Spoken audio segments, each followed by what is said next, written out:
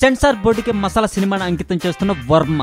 రామ్ గోపాల్ వర్మ అనగానే గుర్తొచ్చేది అతని ఇష్టానికి అతను ఉంటాడు కాదని అతని మ్యాటర్లు ఎవరైనా వేలు పెడితే అతని పంచ్ డైలాగులతో ఏకి పారేస్తాడని అందరికి తెలుసు. అందుకే ఎవరు ఏమీ కలుగు చేసుకోరు మన వర్మ గారి విషయంలో. ఇక అసలు కథలోకి వెళ్తే చాలా రోజుల నుండి వర్మ గారు సెన్సార్ బోర్డు మీద విరుచుకుపడుతున్న విషయం తెలిసింది.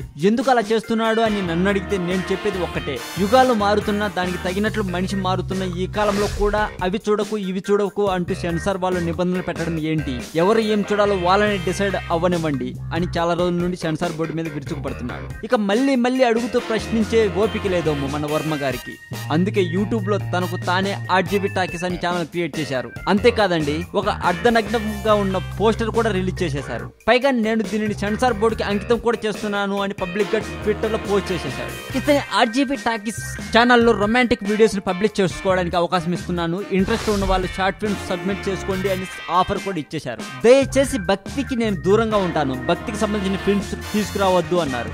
మరిన్ని టాలీవుడ్ సమాచారం కోసం టచ్ లో ఉండడం కోసం సబ్స్క్రైబ్ చేయండి టాలీవుడ్ సెంట్రల్.